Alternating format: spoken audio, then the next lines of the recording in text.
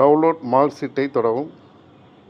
இதில் first year second year mark இரண்டுமே உள்ளது. தேவைப்பட்டால் ஃபஸ்ட் இயர் மார்க் ஷீட்டையும் டவுன்லோட் செய்து கொள்ளலாம்.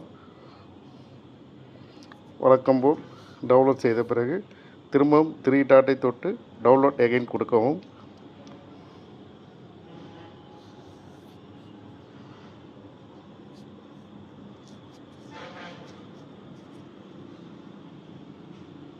பின்னர் செகண்ட் இயர் டவுன்லோட் மார்க் ஷீட்டை தொட்டு ப்ரெஸ் செய்து அதனை டவுன்லோட் செய்து கொள்ளவும்.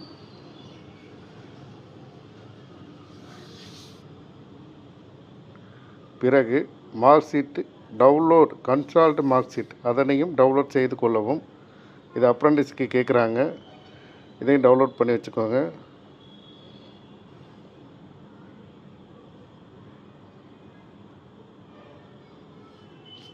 வழக்கம் போல் டவுன்லோட் அகைன் கொடுத்து டவுன்லோட் பண்ணிக்கணும். இதுதான் மார்க் ஷீட் டவுன்லோட் பண்ணக்கூடிய ப்ராசஸ்ஸு. இது வெளியில் வர்றதுக்கு முன்னாடி உங்களோட ஃபைல் மேனேஜர் அதில் போயிட்டு நம்ம டவுன்லோட் பண்ண ஃபைல் எல்லாமே இருக்கான்னு ஒரு வாட்டி கிராஸ் செக் பண்ணுங்கள். ஒவ்வொரு பிடிஎஃபாக ஓப்பன் பண்ணிவிட்டு கிட்டத்தட்ட 3 பிடிஎஃப் வரும். அது ஒவ்வொன்றையும் கிளிக் பண்ணிவிட்டு டவுன்லோட் ஆகிருக்கான்னு கிராஸ் செக் பண்ணிக்கோங்க. கிராஸ் செக் பண்ண பிறகு நீங்கள் தேவையானது நீங்கள் ப்ரௌசிங் சென்டரில் கொடுத்து பிரிண்ட் எடுத்துக்கலாம். பின்னாடி திரும்ப அந்த வெப்சைட் வந்துட்டு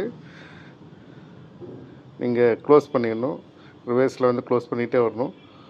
அந்த டேஷ்போர்ட் வெளியில் வந்த பிறகு அந்த மெயின் பேஜ் வந்துடும்.